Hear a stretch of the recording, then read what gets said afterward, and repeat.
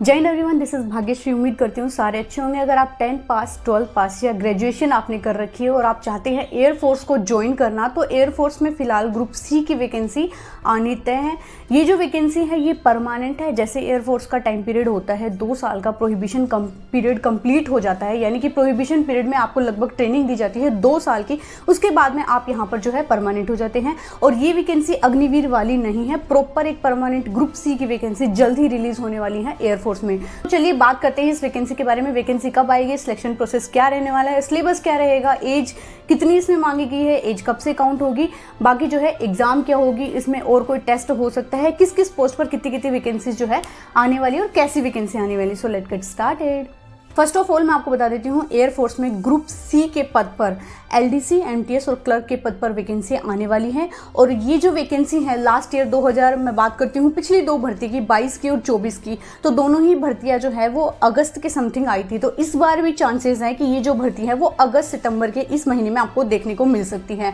मैं आपको अभी इसलिए अपडेट दे रही हूँ क्योंकि इसमें वही 4 बेसिक सब्जेक्ट रहते हैं, चाहे आप किसी भी एग्जाम की तैयारी कर रहे हो। Similar math, reasoning, English, GK, जो सब्जेक्ट आप कंटिन्यू पढ़ते आ रहे हैं वही इसमें 4 बेसिक सब्जेक्ट रहते हैं।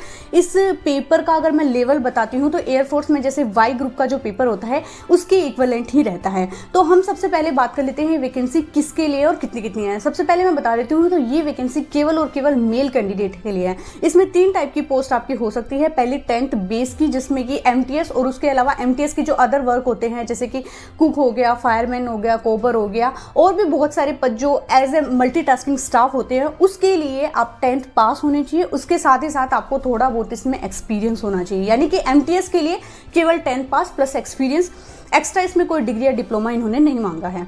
उसके अलावा सेकंड पोस्ट इसमें रहती है एलडीसी की और स्टेनो की। एलडीसी की यानी लोअर डिवीजन क्लर्क की, इसमें आप हिंदी टाइपिस्ट भी हो सकते हैं, इंग्लिश टाइपिस्ट भी हो सकते हैं। उसके अलावा स्टेनो की, इसके लिए आप 12th पास होनी चाहिए, ठीक है। अगर आप एलडीसी या स्टेनो का फॉर्म भरते हैं तो 12th पास होनी चाहिए। उसके साथ ही साथ आपको टाइपिंग आनी चाहिए। अगर हिंदी टाइपिंग के लिए आप फॉर्म अप्लाई करेंगे तो आपकी 30 वर्ड पर मिनट होनी चाहिए, और इंग्लिश टाइपिंग के लिए आप फॉर्म अप्लाई करेंगे तो 35 वर्ड आपके पर मिनट होनी चाहिए। उसके अलावा स्टेनो की भी इन्होंने स्पेसिफिक जो है लिमिट्स दे रखी है, वो सारी मैं आपको नोटिफिकेशन आने के बाद में प्रॉपर अपडेट दूंगी। थर्ड, अगर आप ग्रेजुएट है तो इसमें सुपरिटेंडेंट पद पर भी जो है वैकेंसी रिलीज होनी तय है। तो ये 3 टाइप की इसमें वैकेंसी आनी है, और ये वैकेंसी केवल और केवल मेल कैंडिडेट के लिए है। फॉर्म कब से शुरू होंगे, तो फॉर्म मैंने बता दिया अगस्त और सितंबर के बीच में, यानी कि अगस्त लास्ट फर्स्ट वीक ऑफ सितंबर 2025 के बीच में इसमें शुरू होंगे। अब बात कर लेते हैं एज इसमें कब से काउंट होगी। तो एज जो है इसमें नॉर्मली 18 से 25 जनरल कैंडिडेट, ओबीसी को इसमें 3 साल का एज रिलैक्सेशन दिया गया है। उसके साथ ही साथ अगर बात कर लेते हैं एससी एसटी की, तो एससी एसटी को इसमें 10 साल का एज रिलैक्सेशन दिया है। पेपर कैसा होगा, तो पेपर मैं बता देती हूँ, ये पेपर जो है ऑफलाइन मोड पर होता है, ठीक है। वैकेंसीज भी है वो भी आपकी ऑफलाइन ही आती हैं। वैकेंसी कैसे आती है उसके बारे में थोड़ा सा बता देती हूँ। ये एयरफोर्स की ऑफिशियल वेबसाइट पर जब आप जाकर विजिट करेंगे, अभी नहीं, ये अगस्त सितंबर की बात करती हूँ, जब ये वैकेंसी रिलीज होगी तब की बात कर रही हूँ।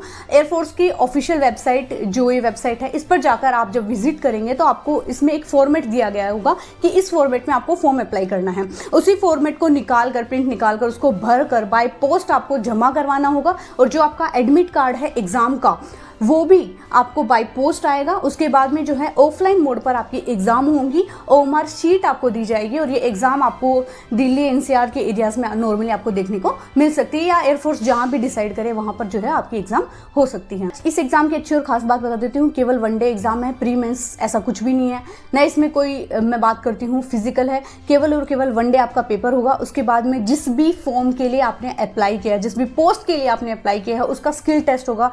जस्ट एग्जाम्पल, आपने क्लर्क के लिए अप्लाई किया है तो आपका यहाँ पर जो है टाइपिंग टेस्ट दिया जाएगा। आप हिंदी के लिए टाइप करेंगे 30 वर्ड, और इंग्लिश के लिए टाइप करेंगे 35 वर्ड आपका टाइपिंग मांगा जाएगा। स्टेनो के लिए भी अलग से इन्होंने मांगा है। उसके अलावा अगर आप जो है ड्राइवर के लिए आप फॉर्म अप्लाई करते हैं तो ड्राइवर में भी आपका 10th पास होना चाहिए। उसके साथ ही साथ आपको 2 साल का एक्सपीरियंस इसमें होना चाहिए। तो ड्राइविंग टेस्ट आपका यहाँ पर लिया जाएगा। पहले पेपर हो गया, उसके बाद में स्किल टेस्ट हो गया, उसके बाद में आपका डॉक्यूमेंट वेरिफिकेशन होगा, लास्ट में जो है आपका मेडिकल होगा, फिर आपको ज्वाइनिंग दे दी जाएगी। 2 साल का लगभग आपका इसका ट्रेनिंग पीरियड होता है। 2 साल का जब ये प्रोहिबिशन पीरियड कंप्लीट हो जाता है तब तक आपको जो सैलरी है वो 36,000 दी जाएगी ऑन एवरेज, मैं आपको बता रही हूँ। बाकी अलग अलग पोस्ट के हिसाब से अलग अलग सैलरी जो है हो सकती है, ठीक है। तो 2 साल बाद में आप यहाँ पर जो है परमानेंट परमानेंट हो जाते हैं। ये अग्निवीर वाली भर्ती नहीं, ये केवल मैं बता देती हूँ परमानेंट भर्ती है, क्योंकि ये भर्ती ऑफलाइन आती है तो बहुत सारे लोगों को इसके बारे में नॉलेज नहीं होती है। ठीक है, अभी मैं बात बता देती हूँ कि आपको एज का मैंने बता ही दिया, एज कब से काउंट होगी ये बात इंपॉर्टेंट है। एज जो है 1 सितंबर 2025 से काउंट होगी। ठीक है, क्योंकि ये फॉर्म अगर सितंबर में आने हैं तो एज जो है वो 1 सितंबर 2025 से काउंट होगी। बेसिकली मैं बता देती हूँ इसमें 4 subject math, reasoning, English, GK यही रहते हैं 25-25 नंबर के, और 100 नंबर का पेपर होता है, 100 क्वेश्चन होते हैं, 2 घंटे आपको पेपर सॉल्व करने के लिए दिया जाता है। 0.25 इसमें नेगेटिव मार्किंग है। जब भी आप जो अपने बेसिक सब्जेक्ट पढ़ रहे हैं साथ साथ में अपनी कभी कभी OMR की भी प्रैक्टिस कर लीजिए, क्योंकि कुछ एग्जाम्स ऐसे होते हैं जो ऑफलाइन मोड OMR पर होती हैं, तो वहाँ से बढ़िया प्रैक्टिस आपकी हो जाती है। तो मैंने इस वीडियो में काफ़ी सारे आपके डाउट कवर करने की कोशिश करी। कुछ ऐसा डाउट है जो इस वीडियो में शामिल नहीं है, कमेंट सेक्शन में ज़रूर बताना। बाकी मिलते हैं नेक्स्ट वीडियो में, तब तक के लिए जय हिंद।